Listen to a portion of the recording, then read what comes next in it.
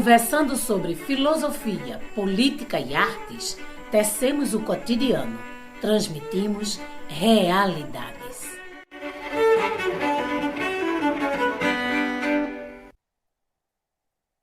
Olá, este é o programa Realidades. Meu nome é Bárbara Bastos, professora de administração da UFPE. Hoje nosso tema é o novo ensino médio. Temos conosco o professor Daniel Rodrigues, do Centro de Educação da UFPE, militante e assessor de movimentos sociais, para entrevistar Amanda Rodrigues, professora da UERJ, Universidade Estadual do Rio de Janeiro, e doutora em Educação pela UFRJ, Federal do Rio de Janeiro. Daniel e Amanda, sejam bem-vindos ao programa Realidades. Olá, gente, um grande abraço, é a minha estreia, né, aqui junto com um convite maravilhoso que eu recebi de Bárbara, né?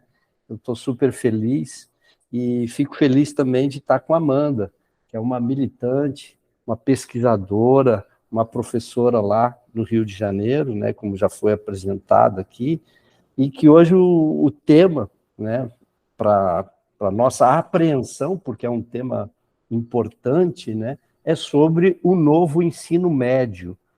E a gente vai começar, depois desse agradecimento da participação da Amanda, e agradecimento à Bárbara pelo convite, vai começar pensando um pouco o que está rolando no ensino médio hoje, né? Todo mundo diz assim para mim, mas está ruim o ensino médio, mas não funciona, mas não tem professor, tem que fazer uma reforma, porque está muito ruim o ensino médio. Então, eu queria que a gente partisse nesse primeiro bloco, afinal, como está o ensino médio? Por que ele está assim? Quais são as coisas, os condicionantes que aparecem, né, no ensino médio que deixaram ele desse jeito? E aí, Amanda, você que é uma pesquisadora, né, não estuda só o novo ensino médio, mas pesquisadora sobre essa realidade docente, né, sobre essa realidade do momento neoliberal na educação, eu gostaria que a gente começasse falando sobre isso. Como é que está o ensino médio, Amanda? Bom, primeiramente, eu também gostaria de agradecer o convite para estar aqui com vocês, Bárbara, Daniel, tratando desse tema tão fundamental nos dias de hoje, né? Um tema que está mobilizando a sociedade, todos estão querendo entender, debater, sociedade de conjunto, não só os diretamente envolvidos, que são os estudantes e os professores, os profissionais de educação em geral, mas os pais dos alunos, os responsáveis, né? Porque está todo mundo preocupado com o futuro da juventude, né? O futuro dos estudantes, o que vai ser do estudante a partir dessa reforma, a partir dessas transformações tão radicais que estão acontecendo na educação brasileira nos dias de hoje. Então, é muito importante essa iniciativa, queria parabenizar e agradecer pelo convite. Sobre essa questão que você traz, né, eu acho que é importante a gente partir daí, porque é muito importante que a gente discuta, entenda a realidade educacional a partir do contexto que ela está inserida na sociedade, né? Então, é muito importante que a gente entenda a que interesses a educação brasileira está voltada, para quais interesses ela está voltada, né? Porque nada é por acaso, essa reforma ela não vem por acaso. Então, a gente, de fato, como você aponta, o ensino médio ele tem problemas estruturais de longa data, não é de agora, né? O ensino médio é uma etapa da educação básica, muito recentemente tornada obrigatória, né, da educação básica, escolarização obrigatória, e ela, mais de 80% das pessoas que fazem o ensino médio, eu falo pessoas porque são jovens, são adultos, né, são pessoas em geral que fazem o ensino médio, mais de 80%, cerca de 82%, estão na escola pública. Né? Então, é muito importante que a gente também parta desse pressuposto, né, desse dado, porque é a escola pública que está sendo a maior prejudicada com a reforma do ensino médio hoje. E, nesse sentido, quando a gente fala que é contra a reforma, a gente não está dizendo que a gente defendia o antigo ensino médio ou o ensino médio anterior à reforma. Muito pelo contrário. O ensino médio, ele de fato apresenta muitos problemas. Só que esses problemas eles têm sido piorados com a reforma e não melhorados, né? A gente tem um índice de evasão muito alto nessa etapa da educação básica. A gente tem um índice de abandono muito elevado. E uma das justificativas para a realização da reforma foi justamente essas questões, né? Porque o que muito interessa hoje na lógica educacional brasileira são os índices, as metas, né, o que é cumprido dentro dessa lógica educacional que vem de uma agenda dos organismos internacionais do sistema capitalista, né, do Banco Mundial, da Organização de Cooperação e Desenvolvimento Econômico, a OCDE, da Unesco. Então, esses organismos, eles vêm já há 30 anos, digamos assim, colocando uma agenda educacional para os países periféricos, os países da América Latina, incluindo o Brasil. E dentro disso, então, né, setores hoje que, digamos assim, determinam a agenda educacional, que é o empresariado, infelizmente não são os professores, não são os estudantes, não são aqueles e aquelas que estão nas escolas públicas, diretamente no chão das escolas.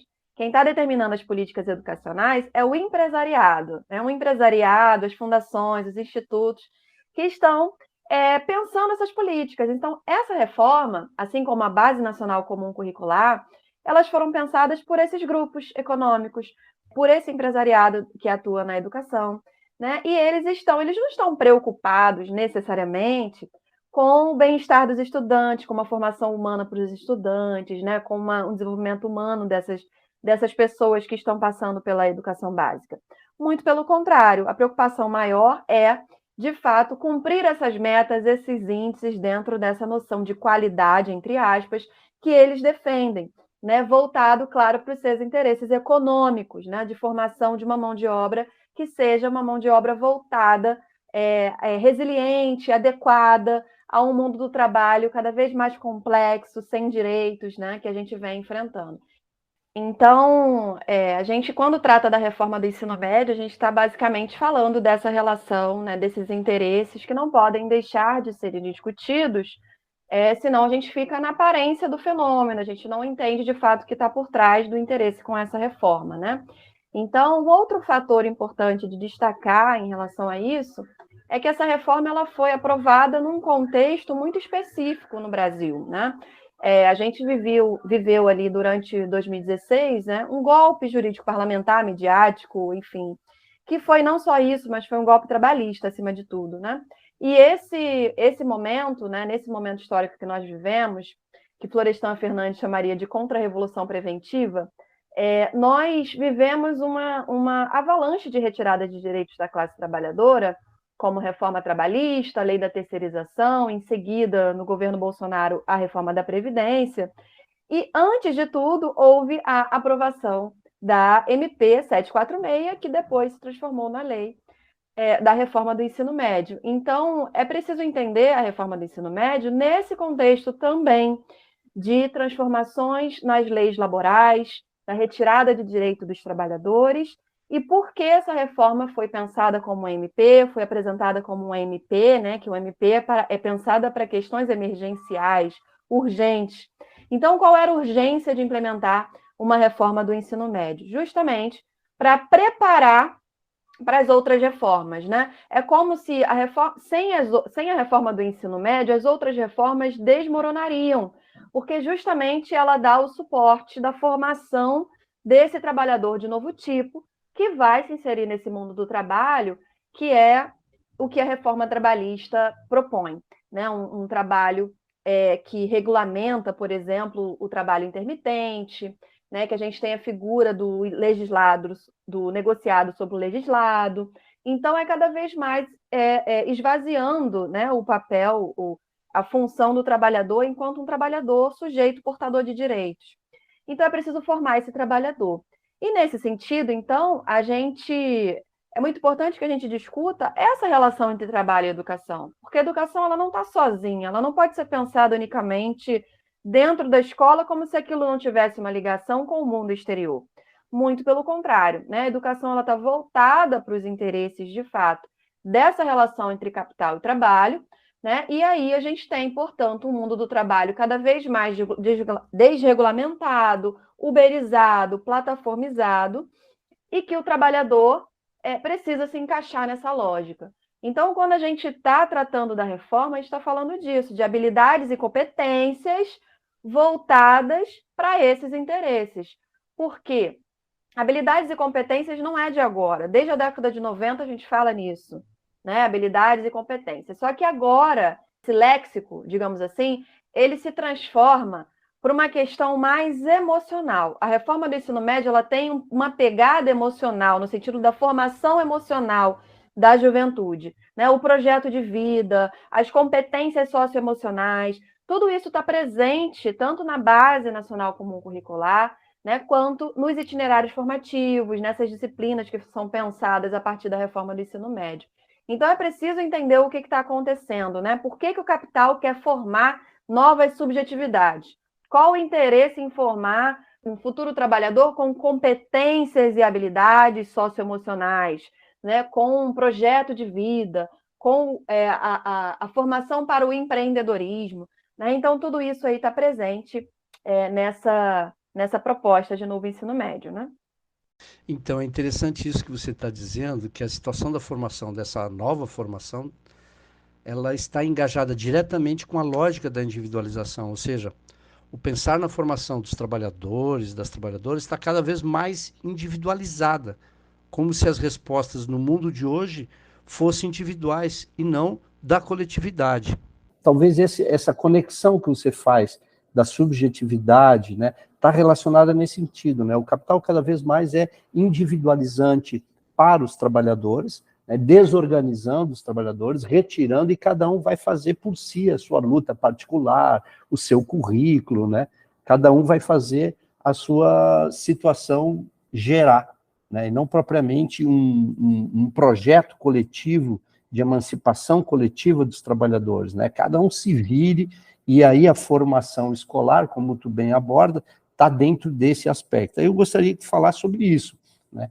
Um dos glamours, né, uma das coisas que chama a atenção é a individualização, é a liberdade para que cada um possa fazer o que quer, mas acho que isso está no horizonte do neoliberalismo, do ultraliberalismo, né, que é justamente isso, né, você pensar que somos livres, né, somos livres para fazer, inclusive, que a gente vai ver no próximo bloco, né, o nosso currículo. E aí eu gostaria que falasse dessa subjetivação, a relação com essa liberdade que atrai. Agora você vai poder fazer o seu roteiro, né? Você vai poder fazer o seu caminho, né? Você tem a plena liberdade de construir a sua vida. Assim como diz também para o cara do Uber, né? Agora você vai poder fazer o seu caminho, o seu horário, etc, etc. Então eu gostaria que já nessa transição de um bloco para outro falasse sobre, aprofundasse essa relação com a uberização, com a liberdade, que é vendida como uma grande, né, uma grande coisa,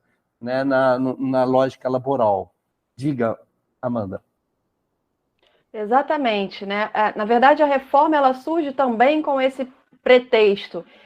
Há uma crítica ao modelo de ensino médio anterior, no sentido de ser um modelo muito propedêutico, com muitas disciplinas, e que isso não atrairia a juventude nas escolas. E para isso a reforma propõe a questão dos itinerários formativos, né? Uma carga horária máxima para a formação geral básica e uma carga horária mínima para os itinerários formativos, o que é uma incoerência, uma incongruência, um absurdo, né? Você limitar a formação geral básica a um máximo e os itinerários a um mínimo. Então, na verdade, a gente tem a divisão, né, a partir da BNCC, e o objetivo é aumentar não só essa oferta de disciplinas eletivas, optativas, itinerários formativos, mas também aumentar a carga horária, né? Então, essa é a proposta da reforma do ensino médio, que vem justamente trazendo essa ideia de que o estudante vai ter a liberdade de escolha, né? E, na verdade, os estudos já indicam, que já são diversos estudos em nível nacional, inclusive, recentemente, a Amped fez um seminário abarcando todas as regiões do país, já com resultados de pesquisa, a Rede Escola Pública e Universidade também, que já tem resultados de pesquisa, diversos pesquisadores que já vêm apontando com pesquisas empíricas aí em relação à implementação dessa reforma, que vem confirmando aquilo que a gente já apontava lá atrás, desde a MP 746, né, que aconteceria com a reforma, aprofundamento das desigualdades, né, esses itinerários formativos, na verdade, eles não são, a crítica não tem que ser só pelo absurdo que eles são, né? Como a gente viu diversos exemplos de disciplinas esdrúxulas que foram criadas, como Brigadeiro Caseiro, que rola por aí, RPG, Mundo Pet, entre outras, né? Mas o fato mais bizarro não é a questão do nome das disciplinas, a questão é que não está acontecendo nas escolas públicas, né? Mais de 3 mil municípios brasileiros só tem uma escola de ensino médio. Então, a questão da escolha para o estudante, ela é inexistente. Isso não existe. O estudante não está tendo a oportunidade de escolher. O estudante da escola privada está tendo a oportunidade de escolher, mas o estudante da escola pública, em sua maioria, não está tendo essa oportunidade de escolha, né? Então, a gente vai fechar esse primeiro bloco, Amanda, para entrar agora no... E como aprender, né? Fazer um brigadeiro bem gostoso. Acho que é o segundo bloco que a gente vai entrar nesses absurdos, mas no que você falou, fundamentalmente, o absurdo, isso aí é, digamos assim, a perfumaria do absurdo, né? Então, a gente vai ver nosso intervalo aqui na Rádio Universitária e já a gente está voltando com a Amanda aqui do Realidades. E a gente vai voltar para a história do como fazer, né, sei lá, um frango bem assado, como ser um bom empreendedor, né? Essas maravilhas do mundo empreendedor, que na verdade é uma grande ilusão, né, Amanda? Isso vende-se uma ideia, eu acho que eu queria retomar essa ideia do novo, agora entrando já na reforma, mas ainda partindo desse pressuposto fundamental. A gente pensa no ensino médio que tem que dar conta do trabalho. E só que o que o capital está pedindo desse trabalho? São coisas cada vez mais imediatas, desqualificadas, mas que pensem e que respondam às necessidades imediatas do capital. Ou seja, não é o sentido da formação mais profunda, mais ampla da classe trabalhadora, das pessoas como um todo. E aí eu quero entrar começando dessa diferença entre aplicar uma reforma no ensino médio numa escola pública e nas grandes escolas de pessoas de classe média e rica. Qual a diferença desses dois setores na aplicação dessa proposta de novo ensino médio e, em decorrência, quais são as consequências e quais são as propostas que estão postas aí dentro desse projeto chamado Novo Ensino Médio. Amanda. Eu acho que essa questão ela é muito importante, porque essa reforma ela aprofunda uma marca estrutural da educação brasileira, que é a dualidade educacional, né? Uma escola para ricos, uma escola para pobres, uma escola em que o estudante vai ter uma formação esvaziada, minimalista, né? Que não vai ter acesso a cultura e ao conhecimento acumulado historicamente pela humanidade, e uma escola voltada para as elites, que vai ocupar os altos cargos na sociedade. Então, é essa marca estrutural, essa dualidade educacional que a gente tem na nossa formação social brasileira historicamente, né? Então, a reforma do ensino médio ela vem aprofundar isso. Hoje, por exemplo, a gente tem 87% das pessoas que fazem o ensino médio, elas não têm acesso ao ensino superior. Só 13% das pessoas que concluem o ensino médio conseguem entrar numa faculdade, numa universidade, incluindo as privadas com ensino à distância. Então, assim, só 13%, né, das pessoas conseguem. Então, a reforma, um dos efeitos dela, e aí vai atingir justamente, principalmente os estudantes das escolas públicas, é justamente essa limitação ainda maior desse acesso ao ensino superior, né? Então, acho que esse é um ponto muito importante, essa limitação do acesso ao ensino superior. E, ao mesmo tempo, né, a gente tem uma busca insana, incessante do empresariado por adaptação da força de trabalho, porque o empresariado que atua na educação, eles atuam com dois objetivos. O primeiro é o explícito, né? Aquele que é a tomada do fundo público mesmo, a venda de apostilas, a venda de materiais didáticos, a venda de plataformas para a educação pública, né? A direção, né, desse processo, a retirada da autonomia dos professores para implementar projetos prontos, formação continuada pensada por eles, enfim. Mas, ao mesmo tempo, esse empresariado ele também atua no sentido da adaptação psicofísica desses futuros trabalhadores, né? E aí justamente entra isso que você estava falando anteriormente, das disciplinas, né? Quando a gente começa a pensar nessas disciplinas, que é um escândalo educacional, né? O que rola por aí, torne-se um milionário, como teve no Distrito Federal, né? Meu mundo, meu futuro, né? Me ajuda a construir o futuro, outra disciplina assim chamada no Tocantins, brigadeiro caseiro, que é uma que a gente cita sempre, né? Então, assim, o que significa isso, né? Essas disciplinas, elas estão mandando um recado para a juventude muito claro, né?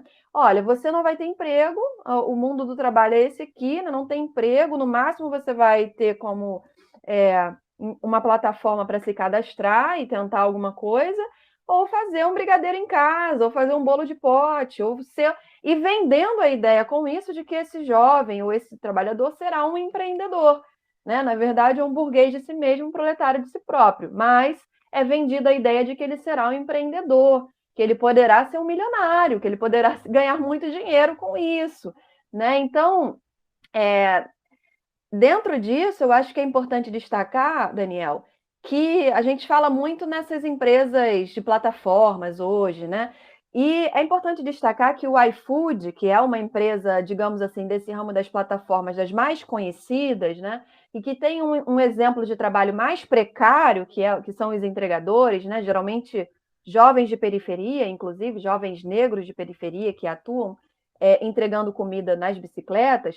O iFood é um dos financiadores dos itinerários formativos, né? Tem o itinerário formativo em Sergipe e em São Paulo, que quem propõe esse itinerário formativo é simplesmente o iFood, né? Além do iFood, temos a Bolsa de Valores, né? O braço social da Bolsa de Valores, da B3 Social, também está pensando em itinerários formativos nas escolas, para a formação da educação financeira, né? Então, eles têm itinerários formativos a partir desse pressuposto da educação financeira, que o estudante precisa poupar, que o estudante precisa investir, que o estudante precisa empreender. Essa é a tríade da formação da educação financeira da B3, que está dentro das escolas, né? Entre outras diversas organizações desse empresariado que está atuando. Então, eu acho que é muito importante que a gente entenda esse cenário, né? Porque ele, de fato, busca uma adaptação da força de trabalho para atuar dentro dessa lógica precarizada do mundo do trabalho que se coloca hoje na sociedade brasileira, que não é novidade, porque é uma marca histórica da nossa formação social. No entanto, a gente tem um aprofundamento, né, muito grave a partir de 2016, principalmente, e dessa lógica subjetiva, né, dessa precarização subjetiva neoliberal, com elementos do Vale do Silício, das plataformas que hoje se colocam também para a classe trabalhadora, né? Vendendo a ideia de que são empreendedores nesse processo. Então, acho que é um cenário bastante preocupante e, por isso, a gente tem que ser contra essa reforma, porque essa reforma está trazendo um impacto não só do ponto de vista concreto, né, limitando o acesso da juventude à universidade, né, prejudicando fundamentalmente os professores, né? Essa reforma está gerando um darwinismo professoral, que eu tenho chamado, né, que é uma eliminação de postos de trabalho. Eles querem, né, os governos estaduais, na verdade, né, porque a reforma ela se dá em âmbito estadual, eles estão buscando professores itinerantes para itinerários. São professores que não têm mais uma disciplina, não atuam mais com a sua disciplina de formação, e sim com qualquer disciplina, projeto de vida, empreendedorismo ou qualquer outra dessas que exista e que esteja disponível para ele, né? Então, é uma reforma que não é uma reforma trabalhista para os professores, mas ela funciona também como uma reforma trabalhista para os professores, né? Então, assim, são muitos impactos negativos que a gente precisa identificar com pesquisa, demonstrar empiricamente o que está acontecendo, para que a gente reivindique, junto ao Ministério da Educação, a revogação, porque a gente não quer reformar a reforma, nós precisamos revogá-la, porque essa reforma não tem jeito de ser melhorada. Então, Amanda, dentro disso que está posto, das modificações concretas, eu gostaria também que tu pudesse falar para dar exemplo para as pessoas entenderem melhor, a características da entrada desse itinerário formativo, né, o que se pressupõe como formação, como crescimento, né, e quais são as que estão sendo retiradas, né, quais são as trocas que estão sendo feitas concretamente, né, quem sai e quem entra no mesmo espaço de tempo e essa mudança do espaço de tempo. Isso é uma questão que eu gostaria que você abordasse. E a outra questão, que aí você já começou e gostaria que você aprofundasse, é justamente essa. A caracterização do domínio dos capitalistas nas mentes, na subjetividade da maioria da população brasileira, né? A entrada de dizer, o modelo não existe mais classe social, não existe mais pobres, e sim empreendedores, ou seja, todo mundo parece que é da mesma classe. E os estudos, que eu também já tenho estudado sobre empreendedorismo, demonstram que, na verdade, o empreendedorismo ele corresponde à manutenção das desigualdades sociais. Então, tu vai ter os grandes empreendedores, Microsoft, esses caras assim, bam, bam, bam, lá por cima. Tu vai ter um setor médio, né, que vai ter os seus empreendimentos, né, que são os restaurantes, etc. E tu vai ter a classe trabalhadora, que vai ser chamado, que antigamente chamado trabalhador autônomo, que é justamente para não morrer de fome enquanto não tiver um trabalho. Os estudos demonstram que esses empreendimentos não chegam nem a salário mínimo. Depois, outro tempo, a gente pode discutir, mas, ou seja, essa ideia de empreendedorismo como se fosse igual para todo mundo, né, como se fosse a mesma coisa para todo mundo. E eu vejo nisso, e eu gostaria que você abordasse, justamente essa reforma, essa pseudo-reforma, né, melhor dizendo, né, que parece que é para todo mundo, parece que vai alçar todo mundo num patamar melhor, como se vende a ideia de empreendedorismo, que é para o conjunto da população. E aí eu gostaria que nesse bloco você elaborasse, trabalhasse tanto essas questões das disciplinas que foram retiradas, as que entraram, como tu já começou a abordar, quanto essa lógica universalizante da burguesia que tem, não só para o ensino médio, mas para a gente se perceber enquanto uma universalidade que não existe, porque as desigualdades sociais não só são enormes, como estão aumentando. Amanda. Exatamente, assim, eu acho que uma das questões que vem acompanhada também do discurso de implementação da reforma é a modernização. Todas essas reformas, elas vêm com esse discurso da modernização, que é muito perigoso, né? Como se o que houvesse antes fosse atrasado e o novo fosse muito bom, moderno, necessário para a sociedade atual. Enfim, é muito difícil até a gente contrapor esse discurso. Assim foi a reforma trabalhista, né, que geraria empregos, que criaria postos de trabalho e tudo mais, modernizar o mundo do trabalho e, ao mesmo tempo, a reforma do ensino médio também. Precisamos modernizar essas disciplinas, né, que estão nas escolas, que não atraem os alunos e tudo mais. Então, ela parte daí. Os itinerários formativos, eles vêm para substituir, ou pelo menos cumprir uma carga horária retirada dessas disciplinas fundamentais para a formação humana dos jovens, né? Então, as disciplinas de sociologia, filosofia, história, geografia, língua portuguesa, matemática, enfim, até mesmo língua portuguesa e matemática, que são as avaliadas, né, nas avaliações de larga escala e tudo mais, até essas disciplinas consideradas intocáveis no currículo também tiveram redução da carga horária, né, por conta da reforma do ensino médio. Isso está gerando um caos nas redes públicas, né? Professores perdendo as suas cargas horárias, enfim, e uma infinidade de itinerários formativos criados. Então, assim, fica até difícil mapear, né, as pesquisas, porque é uma infinidade de itinerários. Para você ter noção, Daniel, são mais de 1.600 itinerários formativos no Brasil.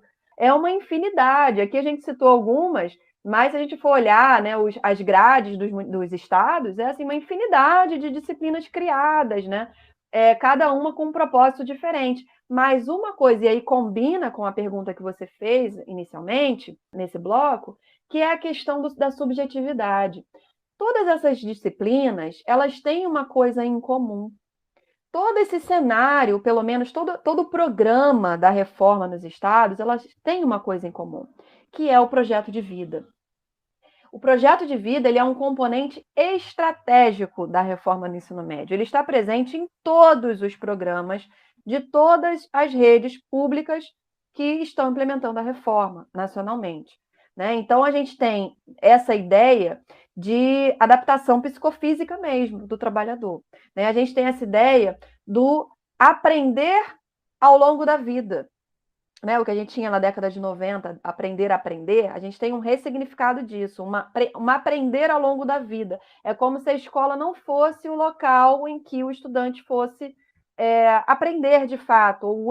De fato, não é o único local que a gente aprende alguma coisa, mas essa ideia de que ele vai ser preparado para aprender ao longo da vida. Então, é preciso formar a emoção desse estudante, é preciso conformar, ou melhor, né, esse estudante para uma ideia de resiliência, para uma ideia de que ele precisa aceitar as intempéries, aceitar as dificuldades da vida, sabendo lidar com isso, né? Então, esvazia-se essa ideia de um aluno, né, de uma pessoa sujeito na sociedade, com possibilidade de transformação social, com possibilidade de organização coletiva, com possibilidade de pensar projeto de sociedade, né? Então, é colocado o tempo todo para esse estudante, a partir dessa reforma, que ele é um indivíduo, né? E ele é um indivíduo sozinho na sociedade e que ele tem que dar conta da vida dele, que ele é o responsável pela vida dele, só ele é responsável. Então, o Estado brasileiro está dando um recado claro para a juventude, muito claro, né? Então, direitos sociais, direitos trabalhistas, isso é algo inexistente na sociedade, ou pelo menos é o que o Estado, né, o que os governos almejam, o que a burguesia almeja. E aí é preciso formar esse trabalhador para essa ideia de que a sociedade não tem direitos, né? De que não há direitos sociais, que não há direitos trabalhistas, que não precisa lutar por isso, porque isso não existe mais na nossa sociedade. Então, é preciso ser empreendedor, porque essa é a saída.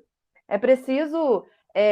eu preciso ser um autogerente subordinado, que é um conceito da Ludmila Bilho que eu gosto muito, né? Que é essa ideia de um trabalhador que vai custear os seus instrumentos de trabalho, um trabalhador que não vai ter jornada de trabalho definida, que não vai ter 13º, que não vai saber o que é férias ou tempo livre, porque é um trabalhador que vai ter que buscar o seu ganha-pão 24 horas por dia para conseguir se manter. Porque essa é a lógica do trabalho plataformizado, essa é a lógica do trabalho uberizado. E essa uberização, digamos assim, ela não está presente só no trabalhador que atua em plataforma. Ela está presente como uma subjetividade neoliberal, permeada por essa visão do Vale do Silício, que atinge todo mundo. Nós, professores das universidades, né, os professores de educação básica, está todo mundo uberizado, seja na prática, seja objetivamente ou subjetivamente. Obrigado, Amanda. Então, a gente vai concluindo esse bloco e já a gente volta com o último bloco do Realidades. Até mais. Eu queria fazer o merchan agora. Tem que fazer e tu pode falar sobre eles. Né? Eu tenho aqui 3 livros, né? Tempo e Docência, né? Você escreveu em 17, Formas e Tendências de Precarização do Trabalho Docente, 2020, Trabalho Docente sob a Lógica Privatista Empresarial de 2021, além de livros, artigos, revista. Amanda, onde que a gente encontra esses livros? Como é que a gente pode ter acesso a essa literatura? Daniel, os livros são, assim, eu venho estudando o trabalho docente há mais de 13 anos já, né? Então, essa temática da realidade educacional, do tempo presente, é algo que eu venho estudando com foco nos professores, os impactos disso para o trabalho docente, para os professores, especialmente das escolas públicas, né? Hoje a minha pesquisa é um pouco mais voltada para o ensino superior, mas todos esses livros eles tratam da educação básica, das redes públicas estaduais, municipais. Então, são resultados de estudos em nível de mestrado e também de doutorado. E esses livros estão disponíveis, é só colocar no Google, que vai ter várias opções para quem quiser adquirir, livrarias e online ou físicas, enfim, nas próprias editoras também, que foram publicados. Então, é bem fácil encontrar os livros aí na internet, tá? A gente vai ter que fazer o lançamento desses livros aqui em Recife, tem que marcar para fazer uma troca, né, entre as pessoas que debatem aqui em Recife e esse enriquecimento desse debate, né? No último bloco agora, a gente vai enfrentar como é que se dá essa reforma que é contra a maioria da população brasileira, que serve a poucos interesses, né? Inclusive, outro dia eu ouvi um elogio num grande jornal de importância, né, nacional, né, falando da importância de ter uma reforma, de ter um processo de transformação, já que o ensino médio não dá conta de responder ao mercado de trabalho, e os trabalhadores e as trabalhadoras precisam entrar no mercado de trabalho, então nada melhor que fazer essa reforma. Quais as respostas? Como é que você está vendo diante desse quadro? E aí se soma a isso uma complexidade, eu diria, além dessa lógica da nova liberdade, né, da ultra nova liberdade e o capital, um processo que vem de carona também e que a gente tem que enfrentar, que é o conservadorismo, o fascismo, né, que surfa nessa onda. Então, eu gostaria que falasse, enquanto resposta de movimentos, de associações, e qual é o projeto que a gente tem que fazer, colocar em disputa, somado a esse elemento que agrega, que foi, por exemplo, a escola sem partido, que foram propostas conservadoras que não se insurgem, né, contra esse tipo de projeto que está colocado. Amanda. Exatamente, Daniel. Vou começar, assim, eu acho que esse debate ele é, sobretudo, a defesa da escola pública, né? Porque a escola pública onde está a maioria dos estudantes que estão sofrendo os impactos dessa reforma. 87% dos jovens e adultos que cursam ensino médio estão nas redes estaduais, né? 3% fica com a União e 10% na rede privada. Então, a gente está falando aqui de escola pública. É isso que importa para a gente, porque está, de fato, a grande maioria aí da população em idade escolar prejudicada com essa reforma. Quando a gente fala em desafios para revogar o novo ensino médio, desafios na luta contra o novo ensino médio, que tem sido intensa, né? A gente tem participado, inclusive, de muitos debates em nível nacional, diversos pesquisadores e pesquisadoras fazendo debates seríssimos, com dados sérios em relação a isso. E, infelizmente, Daniel, a gente não está sendo ouvido, né? O MEC abriu essa consulta pública, né? Ele, a partir, inclusive, da nossa pressão, importante destacar isso, né? Foi a nossa pressão ali no mês de maio, nas manifestações que aconteceram de estudantes, de trabalhadores da educação nas ruas, que obrigou, né, ou pressionou o Ministério da Educação a abrir essa consulta pública, que postergou agora, inclusive, por mais um tempo, né? Então, assim, mas a gente vê que, de fato, o Ministério da Educação não está disposto a revogar a reforma. Eles querem reformar a reforma, modificar alguma coisa, talvez rever a questão dos itinerários, mas revogar não é uma predisposição deste governo. Então, assim, a gente está falando que quem defende essa reforma hoje não são os estudantes, não são os professores, muito pelo contrário. Esses estão nas ruas contra a reforma, esses estão nas salas de aulas contra a reforma, esses estão no dia a dia lutando contra essa reforma. Quem defende essa reforma é a Federação Nacional das Escolas Privadas, o Sistema S, SESI, SENAI, SENAC, a CNI, a Confederação Nacional da Indústria, o Todos pela Educação, né? Então, esses setores, eles são não só os defensores, mas foram os elaboradores da reforma, né? E da Base Nacional Comum Curricular. Então, é importante dizer isso, né? Quem defende não somos nós. Quem defende são esses setores muito específicos. Defendem porque estão vendendo itinerários formativos, né? Porque estão abrindo capitais nas bolsas de valores, porque vem a educação como um ativo financeiro. Então, é esse cenário. A gente hoje, quando fala de reforma do ensino médio, a gente precisa entender também, Daniel, o movimento crescente de financiarização da educação básica, né? Porque hoje há um movimento de abertura de capitais nas bolsas de valores, de holdings, que antes eram voltadas só para a educação superior e agora vem a educação básica como um novo nicho para investimentos, vendo a educação básica como um amplo mercado para aumentar os seus capitais, né? Então, eu acho que esse é um ponto também que a gente precisa refletir muito, falar da reforma do ensino médio à luz da privatização e do cenário de financiarização da educação básica, que felizmente não dá para a gente desenvolver aqui no tempo, mas é um ponto muito importante para a gente refletir.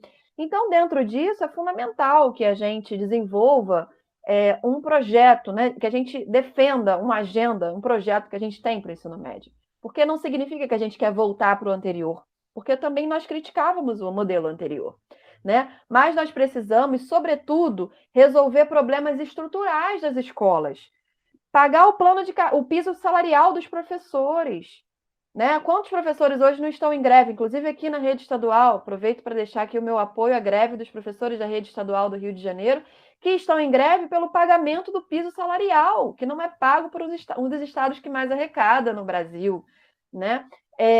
Além de serem contra a reforma do ensino médio. Então, tem muitas lutas acontecendo e a gente precisa, de fato, resolver primeiro esses problemas estruturais da educação, né? Tem escola que não tem saneamento básico, tem escola que não tem banheiro, falta professores, então não há como implementar uma reforma curricular que busca aumentar a carga horária sem maior contratação de professores, sem valorizar os professores, né? Sem ter espaço físico para que isso aconteça.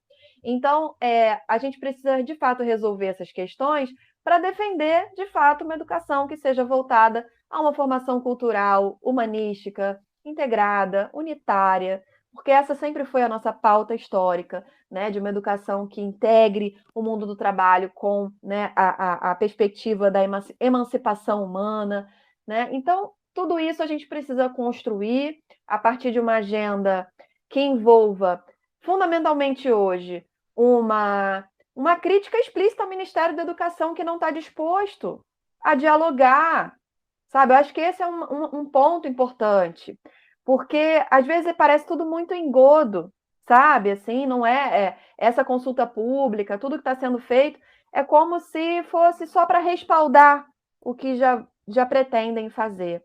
Porque desde o início, o ministro Camilo Santana se mostrou fortemente comprometido com o empresariado, né? Então, o Ministério da Educação hoje, Daniel, é talvez um dos ministérios mais conservadores da esplanada dos ministérios, sabe? No sentido de não contrapor a políticas fascistizantes. Você falou aqui da questão do fascismo. E, por exemplo, as escolas cívico-militares, o programa não foi revogado, né? O ministro da Educação, inclusive agora recentemente em entrevista, disse que não vai revogar, que não vai implementar mais escolas cívico-militares, mas que não vai revogar o programa, né? Assim como a reforma do ensino médio, que também contribui para o processo de fascistização da sociedade. Porque desde o momento que você retira a formação crítica do estudante, né, você está induzindo também a uma educação que não questione o que está colocado, né? Estudantes que podem ser facilmente capturados, digamos assim, talvez não seja a melhor palavra, mas para um ideal neoliberal e fascista, né? Então, eu acho que é tudo muito, muito preocupante nesse sentido, e a gente precisa, de fato, Daniel, caminhar para a revogação, né? Essa pauta, essa bandeira, ela tem sido importante em todos os momentos, inclusive para todas as vitórias parciais que nós tivemos, porque tivemos vitórias parciais. Só de o Enem 2024 não ter sido adequado à reforma, foi uma vitória pequena, mas foi. Porque se isso tivesse acontecido, a reforma se cristalizaria e ficaria muito mais difícil a gente lutar contra ela. Então, esse tempo que a gente está tendo, esses movimentos crescentes, as greves, né, o amadurecimento da luta nesse sentido contra a reforma tem sido positivo. E eu acredito que a gente vai conseguir avançar na direção da revogação. Isso é muito importante, manter o nosso projeto aceso, vivo, manter a nossa organização, porque isso vem de longe, né? Não é uma coisa nova. Só que nos últimos tempos, digamos assim, radicalizou esse processo, né, tanto da lógica neoliberal quanto a lógica fascista, e que você traz, isso é muito importante. É importante pressionar, sim, né, um governo que ainda bem que elegemos, né, é bom que se diga, ainda bem que a gente derrotou o bolsonarismo, só que precisa continuar, ele precisa ser o start, ele precisa ser o início das transformações, e melhor do que isso, não tem melhor do que isso que o movimento, né, exigindo, cobrando, né, um projeto que seja o oposto que está sendo desenvolvido, né? Então, a gente queria te agradecer em nome do programa Realidades, né? É um programa daqui da Rádio Universitária, aqui de Recife, ligado ao UFPE, e você, como professora do Rio de Janeiro, deu uma grande contribuição, a gente está todo mundo junto nessa luta, para a discussão dessa pseudo-reforma que a gente precisa revogar. Né? Queria te agradecer, a Amanda Moreira, né? Queria agradecer a Bárbara Bastos, né? Que é a coordenadora do nosso programa Realidades, e em nome dos ouvintes, das pessoas que acompanharam esse programa, continuar esse debate. Você suscitou uma série de continuidades de debates que a gente precisa ser feito, como, por exemplo, a luta dos professores pelo piso. Aqui em Pernambuco, não sei se você sabe, existe uma luta para serem nomeados num concurso que foi realizado, que tem um déficit enorme de professores. Já fica a nossa solidariedade a todos aqueles que passaram em concurso, estão fazendo um movimento para serem chamados, porque a precarização do trabalho é muito grande. Então, a gente precisa enfrentar o concreto, né? Tem que ter a concretude. E quando a gente fala, é muito interessante quando a gente fala em piso, né? É piso, gente. O governo pode pagar muito mais do que piso. Você está falando do mínimo comum, que é o piso, né, salarial para o corpo docente, para os professores, para as professoras. E isso parece um grande problema, né, porque justamente vai enfrentar essa questão da formação crítica, da formação para a classe trabalhadora numa outra ótica que não essa dessa subjetividade neoliberal capitalista. Amanda, muito obrigado por essa sua participação brilhante. Desejavam ter outros convites, outros debates que a gente possa fazer. Obrigada, eu que agradeço, Daniel. Foi um prazer estar aqui com vocês. E obrigada, Bárbara, também. Prazer conhecê-la também.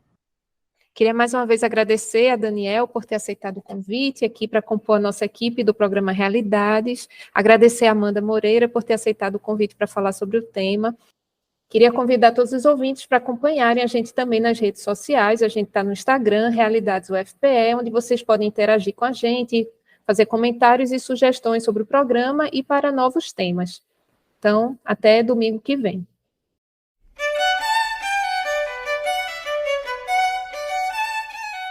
Acabamos de ouvir Realidades. Oferecimento Proeste, UFPE.